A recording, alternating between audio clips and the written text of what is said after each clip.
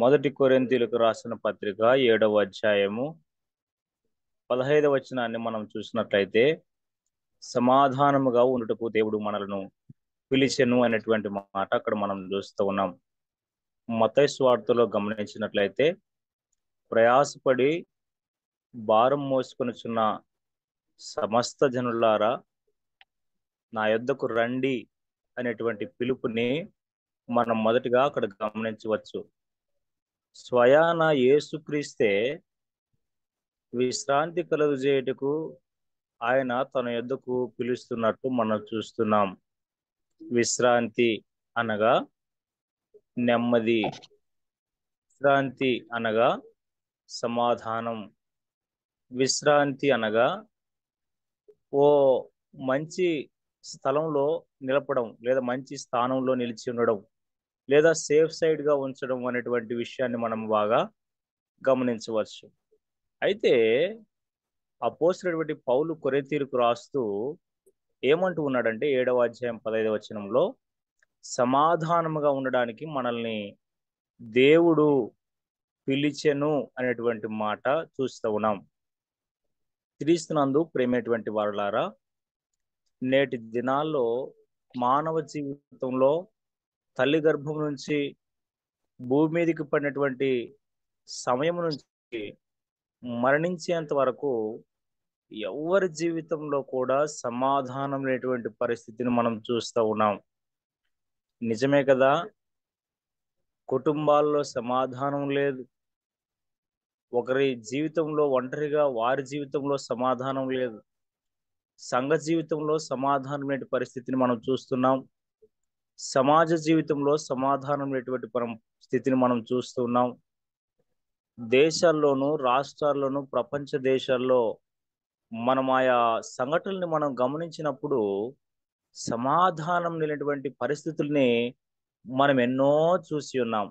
నిజమే, మన జీవితాల్లో కూడా ఆయా సందర్భాల్లో యేసుక్రీస్తుని విశ్వసించినప్పటికీ, యేసుక్రీస్తుని వెంబడిస్తున్నప్పటికీ, ఆధ్యాత్మిక జీవితంలో మనం కొనసాగుతూ ఉన్నప్పటికీ కూడా మన జీవితాల్లో కూడా సమాధానం కొరవడక తప్పలేదు, కొరవడిందనే చెప్పాలి అని నేను భావిస్తూ ఉన్నాను. అందుకనే యేసుక్రీస్తుని గురించినటువంటి ఓ ప్రవచనం ఏమని చెబుతా ఉందంటే, యెషయా గ్రంథం 9వ అధ్యాయం 6వ వచనంలో సమాధానకర్త అని పిలువబడినట్లు మనం చూస్తూ ఉన్నాం. నిజం కదా? ఈ భూమికి యేసుక్రీస్తు రాకముందే సమాధానం లేదు అనేటువంటి విషయం, ఆత్మలో సమాధానం లేదు, శారీరక భౌతికమైనటువంటి సమాధానం కూడా మనుషుల జీవితాల్లో లేకపోలేదు అని ఈ లేఖన భాగాలు మనతో మాట్లాడుతున్నాయి. అందుకనే యేసుక్రీస్తు ఈ భూమి మీదకి సమాధానకర్తగా రావాల్సి వచ్చింది అని లేఖన భాగాల ద్వారా మనం అర్థం చేసుకోవాలి.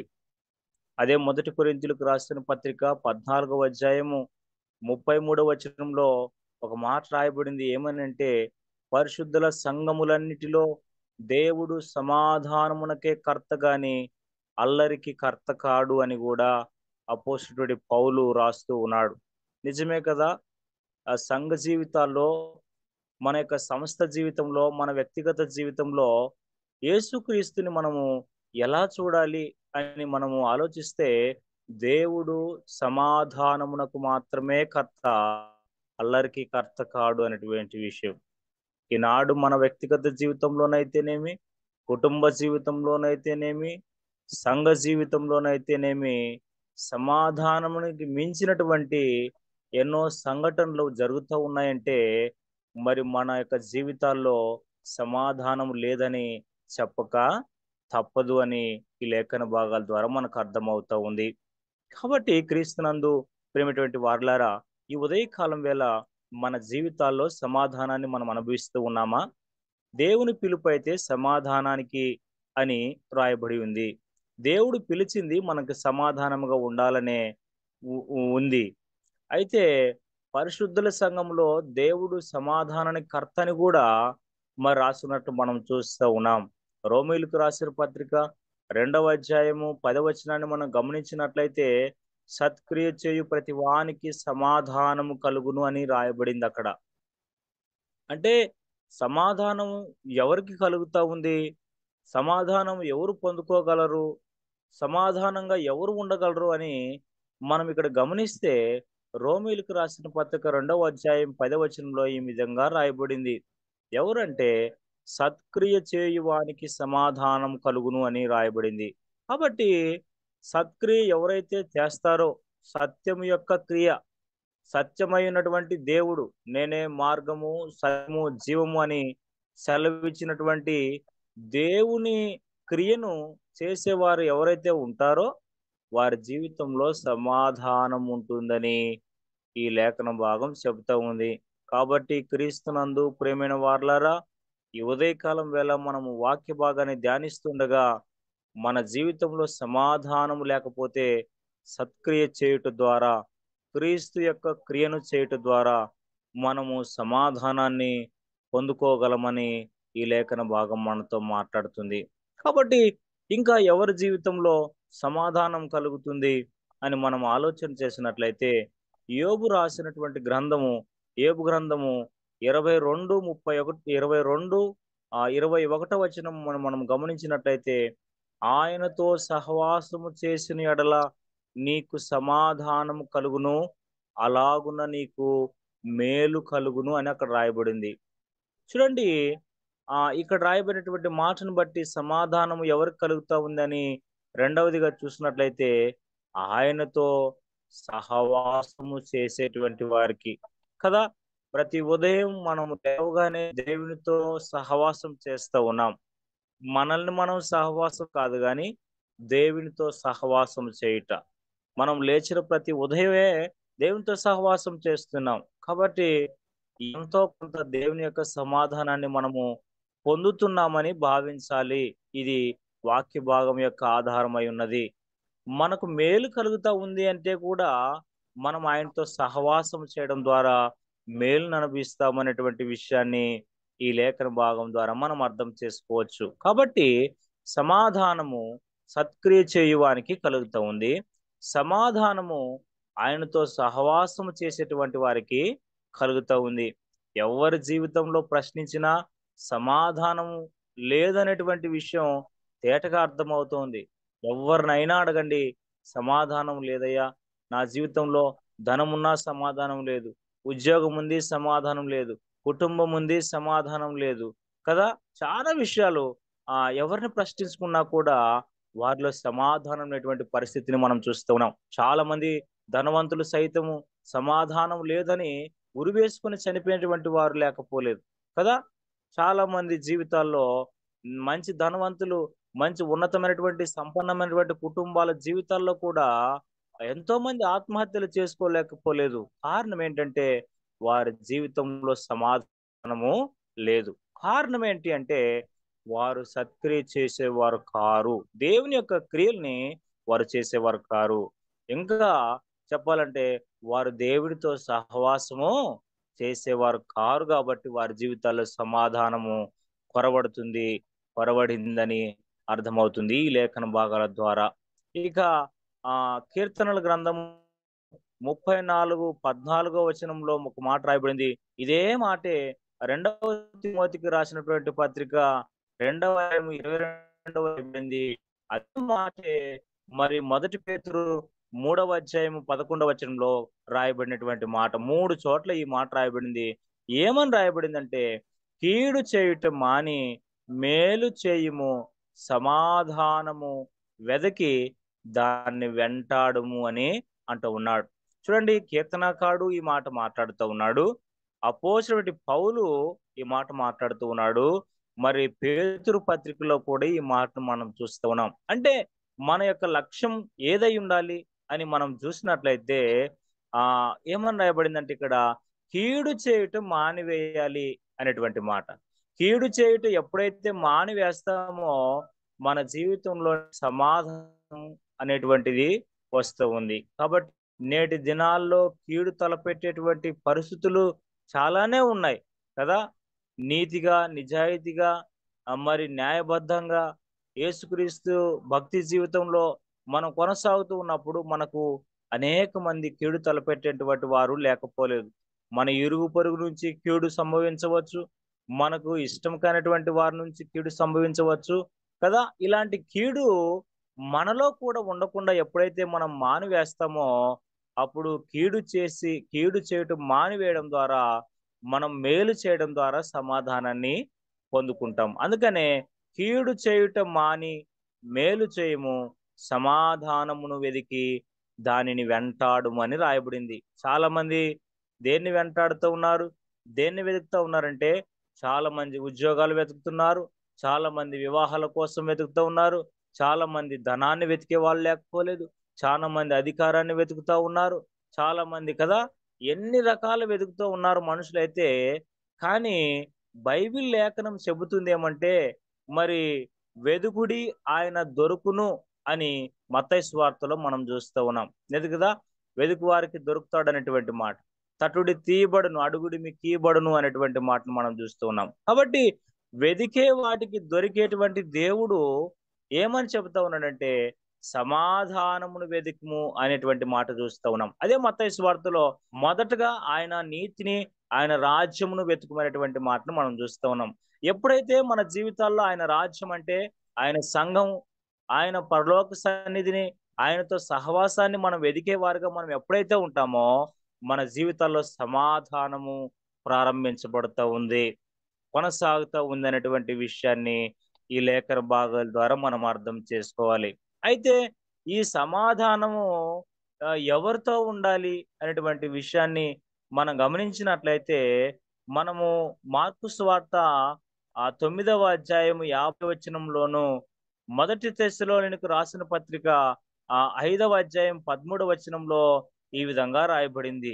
ఏమని రాయబడిందంటే, ఒకరితో ఒకరు సమాధానముగా ఉండుడని చెప్పెను అనే మాట రాయబడింది. ఎవరితో? యేసుక్రీస్తు ఈ భూమి మీద ఉన్నప్పుడు మాట్లాడిన మాట ఏంటంటే, ఒకరితో ఒకరు సమాధానముగా ఉండుడి. అంటే మనము మన ఎదుటి వ్యక్తి పట్ల, లేదా ఇరుగు పొరుగు వారి పట్ల, మనతో కలిసి జీవించేటువంటి జీవన ప్రయాణంలో మనము ఒకరి పట్ల ఒకరు సమాధానము కలిగి ఉండాలి అని ఇక్కడ మనము చూస్తూ ఉన్నాం. ఇక రోమీయులకు రాసిన పత్రిక 5వ అధ్యాయం 1వ వచనంలో ఏమన్నాడు ఏంటంటే, మనము నీతిమంతులుగా తీర్చబడి మన ప్రభు అయిన యేసుక్రీస్తు ద్వారా దేవునితో సమాధానము కలిగి ఉందము అనేటువంటి మాట రాయబడింది. మనం మొదటిగా మనము ఒకరితో ఒకరు సమాధానంగా ఉండాలి అనేటువంటి విషయాన్ని నేను తెలియజేస్తా ఉన్నాను. ఇక కొలస్సీయులకు రాసిన పత్రిక 3వ 5వ వచనంలో ఏమని రాయబడిందంటే, క్రీస్తు అనుగ్రహించు సమాధానము మీ హృదయములో ఏలుచుండనీయుడి అనేటువంటి మాట మనం ఇక్కడ గమనిస్తూ ఉన్నాం. క్రీస్తు అనుగ్రహించేటువంటి సమాధానాన్ని మొదటిగా మనము మన హృదయాల్లో ఉంచుకోవాలి. మొదట సమాధానం ఎక్కడ ఉండాలి? మన హృదయంలో ఉండాలి. ఇక రెండవదిగా గమనిస్తే, మన సమాధానము మనం ఒకరితో ఒకరు కలిగి ఉండాలి. మొదటైతే మన హృదయంలో సమాధానం ఉండాలి. అది యేసుక్రీస్తు అనుగ్రహించే సమాధానం అయి ఉండాలి. ఆ సమాధానం మన హృదయంలో ఉండడం ద్వారా మనము ఒకరితో ఒకరు సమాధానం కలిగి ఉంటామని మనం భావించాలి. కాబట్టి మనలో సమాధానం ఉండాలి. యేసుక్రీస్తు ద్వారా అనుగ్రహించబడతా ఉంది. తద్వారా మనం ఒకరితో ఒకరు సమాధానం కలిగి ఉండాలి అనేటువంటి విషయాన్ని ఈ లేఖన భాగం ద్వారా మనము తెలుసుకుంటా ఉన్నాం. ఇంకా చూసినట్లయితే హెబ్రీయులకు రాసిన పత్రిక 12వ అధ్యాయం 14వ వచనంలో మనం చూసినట్లయితే, అందరితో సమాధానమును పరిశుద్ధతయు కలిగి ఉండుటకు ప్రయత్నించుడి అనేటువంటి మాట మనం అక్కడ చూస్తూ ఉన్నాం. కాబట్టి మనము ఒకరితో ఒకరు సమాధానం కలిగి ఉండడమే కాదు, కానీ ఇంకా ఇంకా మనము చూసినట్లయితే అందరితో సమాధానంగా ఉండాలి అనేటువంటి విషయం అంటే, అందరూ అంటే ఎవరు? అందరూ అంటే క్రైస్తవులు మాత్రమేనా? అందరూ అంటే మరి మన బంధువులు మాత్రమేనా? అందరూ అంటే మన యొక్క రక్త సంబంధికులా? అందరూ అంటే మన కుటుంబ సభ్యులా అని మనం గమనించినట్లయితే, అందరూ అని అన్నప్పుడు మనుషులు అందరూ అంటే ఏ మతానికి చెందిన వారైనా, ఏ కులానికి చెందిన వారైనా, ఏ వర్గానికి చెందిన వారైనా, ఏ సామాజిక వర్గానికి చెందిన వారైనా వారితో సమాధానము కలిగి ఉండడానికి మనము ప్రయత్నించాలి అని లేఖన భాగము మనతో మాట్లాడుతుంది. కాబట్టి క్రీస్తునందు ప్రియమైన వారలారా, ఈ ఉదయకాలము మనము ధ్యానిస్తూ ఉండగా మన జీవితాల్లో సమాధానం లేని స్థితిని అనుభవిస్తున్నామేమో మనల్ని మనం గమనించుకొని పరిశీలించుకొని మనలో క్రీస్తు అనుగ్రహించే సమాధానం మన హృదయాల్లో ఏలటానికి మనం అవకాశం ఇస్తే మనము ఒకరితో ఒకరు సమాధానము కలిగి ఉంటామనేటువంటి విషయాన్ని నేను ఈ లేఖన భాగం ద్వారా తెలియజేస్తా ఉన్నాను. ఇక రెండవదిగా మనం అందరితో సమాధానంగా ఉండాలని లేఖన భాగం చెబుతుంది. అపోస్తలుడు పౌలు హెబ్రీయులకు రాసిన పత్రికలో మనం చూస్తూ ఉన్నాం. మనం అందరితో సమాధానం కలిగి ఉండాలంటే మన కుటుంబంలోని సభ్యులతో సమాధానంగా కలిగి ఉండాలి. మన ఇరుగు పొరుగు వారితో సమాధానం కలిగి ఉండాలి. మన ఆచార వ్యవహారాల్ని ఆచరించని ఇతర మతస్థుల వారితో కూడా మనం సమాధానం కలిగి ఉండడానికి ప్రయత్నం చేయాలి అని అక్కడ రాయబడింది. కాబట్టి అలాంటి ప్రయత్నం మనం ఇక నుంచి అయినా చేయడానికి ప్రయత్నం చేయాలి. కారణం ఏమంటే ఈనాడు పరిస్థితులు మనకు అనుకూలంగా లేవు. మనకు వ్యతిరేకమైనటువంటి పరిస్థితులే ఈ లోకంలో ఎక్కువగా ఉన్నాయనేటువంటి విషయాన్ని రీసెంట్ గా ప్రవీణ్ పగడాల్ గారి యొక్క మరణం ద్వారా ఒక్కసారిగా క్రైస్తవ ప్రపంచం ఉలిక్కి పడేటట్టుగా అయినటువంటి పరిస్థితిని మనం చూస్తూ ఉన్నాం. ఎంత హృదయ విదారకమైనటువంటి పరిస్థితి. క్రీస్తు కొరకు రోషం కలిగినటువంటి దైవజనుని మరి మరణం ఎంత దిగ్భ్రాంతికరమైనటువంటి స్థితిని క్రైస్తవ ప్రపంచానికి లోటును మిగిల్చిందో మనం చూస్తూ ఉన్నాం. కాబట్టి మనం చాకచక్యంగా, అందుకనే పరిశుద్ధ లేఖన భాగంలో ఏమని రాయబడిందంటే పాము వలె మీరు వివేకం కలిగి ఉండాలి అని రాయబడింది. కాబట్టి ఈ యొక్క ఈ యొక్క ఉదయకాలం వేళ దేవుడు నీతో నాతో మాట్లాడుతున్నటువంటి మాట, మనం వివేకం కలిగి పావురం వలె నిష్కపటమైనటువంటి జీవితాన్ని కలిగి మనం అందరితో సమాధాన పడడానికి, పరిశుద్ధత కలిగి ఉండడానికి ప్రయత్నం చేయాలి అని ఈ లేఖన భాగం ద్వారా అర్థం అవుతూ ఉంది. ఇక యేసుక్రీస్తు ఈ భూమి మీద సంచరించేటువంటి సమయంలో మత్తయి సువార్త 5వ అధ్యాయాన్ని మనం గమనించినట్లయితే ఇంకా ఎవరితో సమాధాన పడాలని మనం చూసినట్లయితే చూడండి, 24వ అధ్యాయంలో మనం చూస్తూ ఉన్నాము. ఏమనంటే అక్కడ బలిపీఠం ఎదుటనే నీ అర్పణము విడిచిపెట్టి మొదట వెళ్ళి నీ సహోదరునితో సమాధాన పడము అనేటువంటి మాట ఉంది కదా. మొదట వెళ్ళి నీ సహోదరునితో సమాధాన పడము అనేటువంటి మాట. కాబట్టి చాలా సార్లు ఒకే గర్భవాసం నుంచి వచ్చినటువంటి అన్నదమ్ముల మధ్య సఖ్యత లేకపోవడం మనం గమనిస్తూ ఉన్నాం. చాలా సార్లు క్రైస్తవులుగా ఉంటున్నాం కానీ ఒకే ఇంట్లో నివాసం ఉంటున్నాం, ఒకే తల్లి గర్భం నుంచి వచ్చి ఉంటాం, కానీ అయినప్పటికీ కూడా మన సహోదరులతో మనకు విరోధం అనేటువంటిది ఏర్పడి ఉంటుంది. అయితే దేవుడు ఏమంటూ ఉన్నాడంటే మొదట నీవు బలిపీఠం వద్దనే నీ తెచ్చినటువంటి అర్పణం వదిలిపెట్టు, వెళ్ళి నీ సహోదరునితో మొదట సమాధాన పడి నా దగ్గరికి రమ్మని మాట్లాడుతూ ఉన్నాడు. ఈనాడు దేవుని సన్నిధికి వెళ్తున్నటువంటి మనం మన సహోదరులతో సమాధాన పడుతున్నామా? మనల్ని మనం గమనించుకోవాలి, మనల్ని మనం పరిశీలించుకోవాలి. కాబట్టి మనము మన సహోదరునితో సమాధాన పడేటువంటి వారిగా ఉండాలని మనము ఇక్కడ చూస్తూ ఉన్నాం. చూడండి ఏమంటున్నాడంటే 25వ వచనంలో త్వరగా వానితో సమాధాన పడుము అనేటువంటి. కాబట్టి మనం మన హృదయాల్లో సమాధానం ఎప్పుడైతే దేవుడు కృప ద్వారా అనుగ్రహించబడినటువంటి సమాధానం మన హృదయంలో ఉంటుందో ఆ సమాధానం ద్వారా మనము మన సహోదరులతో సమాధాన పడతాం, మనం ఒకరితో ఒకరు సమాధాన పడతాం, మనం వీలైతే అందరితో సమాధాన పడడానికి ప్రయత్నము చేస్తాం. అంత మాత్రమే కాకుండా మరి రోమీలకు రాసిన పత్రిక 12వ అధ్యాయము 18వ వచనంలో మనం గమనించినట్లయితే శక్యమైతే మీ చేతనైనంత మట్టుకు సమస్తమైనటువంటి మనుషులతో సమాధానంగా ఉండుడి అనేటువంటి మాట. సమస్తమైన మనుషులంటే మనకు సంబంధించిన వారు కాదు, మన వాళ్ళేం కాదు, మన రాష్ట్రాలలో కాకపోవచ్చు, మన దేశంలో కాకపోవచ్చు, మన కులపు వాళ్ళు కాకపోవచ్చు, మన క్రీస్తు నమ్మిన వారు కాకపోవచ్చు, వారు ఎవరైనా కావచ్చు. శక్యమైతే మీ చేతనైనంత మట్టుకు సమస్త మనుషులతో కూడా సమాధానముగా ఉండండి అని రోమీలకు రాసినటువంటి గ్రంథకర్త ద్వారా మనం హెచ్చరించబడుతున్నాం. ఓ క్రీస్తునందు ప్రేమైనటువంటి వారులారా, ఈ ఉదయకాలం వేళ మన జీవితాల్లో సమాధానం లేకపోతే మనం మన సహోదరులతో సమాధాన పడము, మనం ఒకరితో ఒకరు సమాధాన పడము, మనము అందరితో కూడా సమాధాన పడము, సమస్తమైనటువంటి మనుషులతో కూడా సమాధాన పడము. కారణం ఏంటంటే మనలో క్రీస్తు అనుగ్రహించు సమాధానం లేకపోవడమే. కాబట్టి మనం క్రీస్తు అనుగ్రహించేటువంటి సమాధానాన్ని మన హృదయంలో నిలుపుకోవాలి. అయితే మనం క్రీస్తు అనుగ్రహించు సమాధానం మన హృదయంలో ఏలాలంటే చూడండి, రోమిలికి రాసిన పత్రిక 5వ అధ్యాయం 1వ వచనంలో మనం చూసినట్లయితే మనము నీతిమంతులుగా తీర్చబడి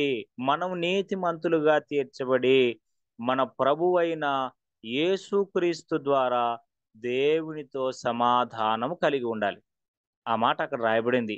మనము నీతిమంతులుగా తీర్చబడాలి. మనం నీతిమంతులుగా తీర్చబడకపోతే మనలో సమాధానం అనేది ఉండదు. మన ప్రభు అయినటువంటి యేసుక్రీస్తు ద్వారా మాత్రమే మనము దేవునితో సమాధాన పడగలము.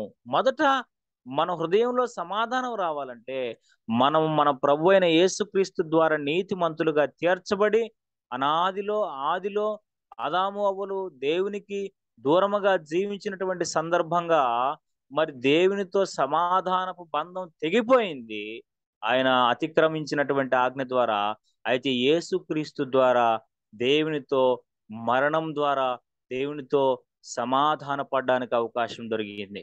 కాబట్టి మనం నీతిమంతులుగా యేసుక్రీస్తు రక్తం ద్వారా కడగబడి ఆయన అంగీకరించి ఆయన వెంబడించినట్లయితే మనం తిరిగి దేవునితో కూడా పూర్వ వైభవం లేదా పూర్వంలాగా సమాధానం కలిగి ఉంటాం కదా. ఏదైనా తోటలో ఆదాము అవ్వలు దేవునితో ప్రతినిత్యం సహవాసం చేసేటువంటి వారు, సంభాషించేటువంటి వారు. అయితే దేవునికి వ్యతిరేకమైనటువంటి క్రియ ఎప్పుడైతే మన జీవితాల్లో ప్రారంభించబడుతుందో దేవునితో సంబంధం తెగిపోతా ఉంది. అయితే ఆ సర్వమానవాళి ఆ విధంగా ఎప్పుడైతే మార్చబడిందో, దేవునితో సహవాసం తెగిపోయిందో, అయితే యేసుక్రీస్తు దేవుడే భూమిపైకి నరావతారిగా వచ్చి ఆయన దేవునితో మరలా తిరిగి సంబంధాన్ని, మరలా తిరిగి సమాధానాన్ని కలిగి చేయడానికి ఆయన కల్వరి శిలువలో మరణించడం జరిగింది. కాబట్టి ఆ మరణం ద్వారా మనము ఆయన అంగీకరించడం ద్వారా మనం నీతిమంతులుగా తీర్చబడి దేవునితో కూడా సమాధానము పడటానికి అవకాశం ఉంది. అసలు మన జీవితంలో సమాధానం ఉండాలంటే మనం నీతిమంతులుగా ఉంటే తప్ప మన జీవితంలో సమాధానము అనుభవించలేమనేటువంటి విషయాన్ని ఈ లేఖన భాగం తెలియజేస్తూ ఉంది. కాబట్టి ఇంకో విషయాన్ని మనం గమనించినట్లయితే దేవుని రాజ్యం గురించినటువంటి ఒక మాట రాయబడింది. అదేంటంటే దేవుని రాజ్యము భోజనము పానము కాదు, కానీ నీతియు సమాధానము పరిశుద్ధాత్మ యందలి ఆనందమును ఉన్నది అని మనం బైబిల్ లేఖన భాగంలో చూస్తూ ఉన్నాం. కాబట్టి ఈ యొక్క ఉదయకాలం వేళ ఈ వాక్య భాగాన్ని ధ్యానిస్తున్నటువంటి మన జీవితాల్లో మనం పరలోక రాజ్యాన్నే భూమి మీద అనుభవించడానికి ఒక అవకాశం ఏంటి అంటే మన జీవితం మరి దేవుని రాజ్యాన్ని మన కుటుంబాల్లో మన సంఘాల్లో అనుభవించడానికి కూడా దేవుడు అవకాశం ఇచ్చాడు. అది ఏంటంటే నీతి, సమాధానము, పరిశుద్ధాత్మ యందలి ఆనందం అనేటువంటి విషయం. కాబట్టి దేవుని రాజ్యం ఎక్కడో వెతికితే దొరికేది కాదు, ఎక్కడో మనం వెతుక్కోవాల్సినటువంటి అవసరం లేదు. దేవుని రాజ్యం అంటే ఏంటంటే నీతి, సమాధానము, పరిశుద్ధాత్మ యందలి ఆనందము అని ఇక్కడ గ్రంథకర్త రాస్తూ ఉన్నాడు. కాబట్టి మన జీవితంలో, మన కుటుంబాల్లో, మన సంఘాల్లో, మన సంస్థలో మనం మరి దేవుని యొక్క రాజ్య స్థాపన కొరకు ప్రయత్నిస్తుండగా మన జీవితంలో నీతి, సమాధానం, మనం పరిశుద్ధాత్మ యందలి ఆనందాన్ని పొందేటువంటి వారుగా ఉండాలి. చాలా సార్లు మనం నీతిగా పోరాడతాము, చాలా సార్లు మరి మనం సమాధానం కలిగి ఉండడానికి ప్రయత్నం చేస్తాము. అయితే పరిశుద్ధాత్మలో మనం ఆనందాన్ని కలిగి ఉన్నామా? పరిశుద్ధాత్మను పొందే మన జీవితాన్ని మనం కొనసాగిస్తూ ఉన్నామా? కేవలం మన చిత్తాన్ని మాత్రమే, మన ఆలోచన విధానాన్ని మాత్రమే అవలంబించే వారుగా మనం ఉన్నామా అనేటువంటి విషయాన్ని మనం గమనించాలి. ఆ విషయాన్ని గమనించినప్పుడే దేవుని రాజ్యంని మనం ఈ భూమి మీద అనుభవించడానికి మార్గము సరళమవుతా ఉంది. కాబట్టి ఇక కీర్తనల గ్రంథము 85వ అధ్యాయం 10వ వచనాన్ని మనం గమనించినట్లయితే కృపా సత్యములు కలుసుకునినవి, నీతి సమాధానము ఒకటికొకటి ముద్దు పెట్టుకునినవని గ్రంథకర్త రాస్తూ ఉన్నాడు. చూడండి ఏమని రాస్తున్నాడంటే కృపా సత్యం, కృప దేవుని యొక్క సత్యం, దేవుడిచ్చేటువంటి ఉచితమైన కృప ద్వారా దేవుడు మరి వాక్యం అనేటువంటి సత్యం ఎప్పుడైతే మన జీవితాల్లో ఉంటాయో మనలో ఎప్పుడు అప్పుడే నీతి సమాధానం అటువంటివి మన జీవితాల్లో ఉంటాయి. కాబట్టి భక్తి జీవితాన్ని అవలంబిస్తున్న మనము దేవుని యొక్క విశ్వాసులని మనం తీర్చిదిద్దేటువంటి క్రమంలో మనం కాపురులుగా మన జీవితాల్లో దేవుని కృపా సత్యములు మన జీవితంలో ఉండాలి. నీతి సమాధానం అనేటువంటిది మనలో ఉండాలి. అవి ఉండడం ద్వారానే మనం దేవుని రాజ్య స్థాపన చేసినటువంటి వారుగా మనము ఉంటాం. కాబట్టి క్రీస్తునందు ప్రేమటువంటి వర్లరా ఈ ఉదయకాలం వేళ మనల్ని దేవుడు సమాధానంగా ఉండడానికి దేవుడు పిలిచాడన్నటువంటి విషయాన్ని మర్చిపోవద్దు. ఆ యొక్క సమాధానము సత్క్రియ చేయడం ద్వారా పొందుతామని, ఆయనతో సహవాసం చేయడం ద్వారా పొందుతామని, మనం కీడు చేయటం మానితే మనం మేలు చేస్తే పొందుతామనేటువంటి విషయాన్ని మనం జ్ఞాపకం చేసుకోవాలి. అంత మాత్రమే కాకుండా మనము మన సహోదరునితో సమాధాన పడాలి. మన హృదయంలో మనము సమాధాన పడాలి. మనం ఒకరితో ఒకరు సమాధాన పడాలి. మనము అందరితో సమాధాన పడాలి. మనము వీలైతే సమస్త మనుషులతో సమాధాన పడాలి. అయితే ఆ విధంగా సమాధానం పడడానికి మనం దేవునితో సమాధాన పడాలి. మనం నీతిమంతులుగా తీర్చబడాలి అనేటువంటి విషయం జ్ఞాపకం చేస్తూ ఉన్నాను. అందుకనే ఈ భూమి మీద యేసుక్రీస్తు సంచరిస్తున్నటువంటి సందర్భంలో ఒక 2 సంఘటనలు నేను జ్ఞాపకం చేసి ముగిస్తాను. మార్కు సువార్త 5వ అధ్యాయము 34వ వచనంలో ఒక మాట రాయబడింది చూడండి. రక్తస్రావము గల స్త్రీతో, కుమారి నీ విశ్వాసము నిన్ను స్వస్థపరచను, సమాధానము గల దానివై పొమ్ము అని అక్కడ రాయబడింది. చూడండి ఎంత మంచి మాట కదా. ఆయన ఆయన ఆమె విశ్వాసాన్ని పరిశీలించి ఆమెని ఏమని మాట్లాడుతూ ఉన్నాడంటే, నీవు సమాధానం గల దానివై పొమ్ము అని మాట్లాడుతూ ఉన్నాడు. ఈ యొక్క ఉదయకాలం వేళ కూడా మన జీవితాల్లో ఆ రక్తస్రావము అనేటువంటి పదం దగ్గర మనకున్నటువంటి సమస్యలు ఏవైనా కావచ్చు, మనకున్న రోగం ఏదైనా కావచ్చు, మనకున్న మరి ఇబ్బందికరమైనటువంటి పరిస్థితి, వ్యతిరేకమైనటువంటి పరిస్థితి ఏదైనా కావచ్చు, కానీ మనం విశ్వాసముతో ఆయన చెంత చేరితే మనతో కూడా మాట్లాడుతున్న మాట ఏంటంటే, నీవు సమాధానం కలదానివై పో. కారణం ఏం తెలుసా? నీ విశ్వాసము ద్వారా నీకు సమాధానం కలుగుతా ఉంది. నీ విశ్వాసము ద్వారా నీకు విడుదల కలుగుతా ఉంది. నీ విశ్వాసం ద్వారా నీ సమస్యలకు పరిష్కారం దొరుకుతూ ఉంది. నీ విశ్వాసం ద్వారా ప్రభువునందు ప్రయాస వ్యర్థం కాదు. నీవు సమాధానం గలదానివై వెళ్ళుమన్నట్లుగా మనతో కూడా దేవుడు మాట్లాడుతున్నాడు. చాలా ఆందోళనకరమైనటువంటి పరిస్థితులు క్రైస్తవ జీవితంలో, లేదా సంఘ జీవితంలో, లేదా వ్యక్తిగత జీవితంలో, లేదా కాపరిగా మనం కొనసాగుతూ ఉన్నప్పుడు మన జీవితాల్లో ఎన్నో ఆందోళనకరమైనటువంటి పరిస్థితులు ఉన్నప్పటికీ మనం క్రీస్తునందు విశ్వాసం ఉంచడం ద్వారా, క్రీస్తును మాత్రమే హత్తుకొనడం ద్వారా, క్రీస్తును మాత్రమే వెంబడించడం ద్వారా మన జీవితంలో సమాధానమును మనం పొందగలుగుతూ ఉన్నాం. కాబట్టి క్రీస్తునందు ప్రేమైనటువంటి వారులారా, ఈ ఉదయకాలం వేళ మనము సమాధానాన్ని పొందటానికి మనలో విశ్వాసము అనేటువంటి ఆయుధము కలిగి ఉండాలని ఈ లేఖన భాగం ద్వారా తెలియజేస్తా ఉన్నాం. ఇక లూకా సువార్త 7వ అధ్యాయం 50వ వచనంలో కూడా ఒక మాట రాయబడింది చూడండి. నీ విశ్వాసము నిన్ను రక్షించెను, సమాధానము కలదానివై వెళ్ళుమని ఆ స్త్రీతో చెప్పెను. ఏ స్త్రీతో చెప్పినాడంటే, ఇక్కడ అత్తరు పూసినటువంటి, కన్నీళ్లు విడిచి యేసుక్రీస్తు పాదముల్ని తన వెంట్రుకలతో కడిగినటువంటి పాపము కలిగినటువంటి స్త్రీతో చెప్పినటువంటి మాట. ఏంటి ఆ మాట అంటే, నీ విశ్వాసము నిన్ను రక్షించును. ఆమె పాపము చేసినటువంటి స్త్రీ, ఆమె యేసుక్రీస్తు పాదాలని పట్టుకొని అత్తరు పూసి ఏడుస్తూ ఉంది. అయితే ఆయన ఆమెతో మాట్లాడిన మాట ఏంటంటే, నీ విశ్వాసము నిన్ను రక్షించెను. మన జీవితాల్లో దేవుని యొక్క కాపుదల లేకపోతే మనం రక్షించబడలేదని, మనకు దేవుడు ప్రొటెక్షన్ ఇవ్వకపోతే మనం ఏదో దేవునికి వ్యతిరేకంగా జీవిస్తున్నామేమో ఒకసారి మనల్ని మనం పరిశీలించుకోవాలి. రక్షణ జీవితం లేకపోతే ఈ ఉదయకాలం వేళ రక్షణను మనం అనుభవించడానికి ఏం చేయాలంటే, మన పాపములు సైతం మనం ఒప్పుకోవాలి. మనం విశ్వాసం కలిగినటువంటి వారుగా ఉండాలి. మనం కన్నీళ్లు విడిచి ప్రార్థించేటువంటి వారుగా ఉండాలి. మనము దేవుని యొక్క పాదములను పట్టుకొని వదలని వారంగా మనము ఉండాలి. కాబట్టి అటు జీవితాన్ని, ఆ స్త్రీ వలె మన జీవితాన్ని కలిగి ఉన్నట్లయితే దేవుడు మనతో కూడా మాట్లాడుతున్న మాట ఏంటంటే, నీ విశ్వాసము నిన్ను రక్షించెను, సమాధానం కలదానివై వెళ్ళు అని. ఈ రాత్రి, ఈ ఉదయకాలం వేళ మనకు శత్రు భయం ఉందేమో, మన యొక్క మరి ఎంతో మంది మనల్ని కడతేర్చాలని క్రైస్తవ ప్రపంచానికి వ్యతిరేకంగా పోరుతున్నటువంటి ఎంతో మంది మతోన్మాదుల నుంచి మనకు ప్రొటెక్షన్ ఎప్పుడొస్తా ఉందంటే మనం కన్నీళ్లు విడిచి మనం ప్రార్థించాలి. దేవుని పాదాలని మనం విడిచిపెట్టేటువంటి వారుగా ఉండకూడదు అనేటువంటి విషయం ఈ వాక్యం ద్వారా మనకు అర్థమవుతుంది. కాబట్టి దేవుడు మన క్రైస్తవ ప్రపంచానికి, మన సంఘానికి, మన సంస్థకి, మన సంస్థలో ఉన్నటువంటి అడకంటి నాయకులకి అట్టి మనసు, అట్టి కృప మనందరికీ సకల పరిశుద్ధులకు దేవుడు దయచేసి సమాధానముతో నింపునుగాక. ఆమేన్.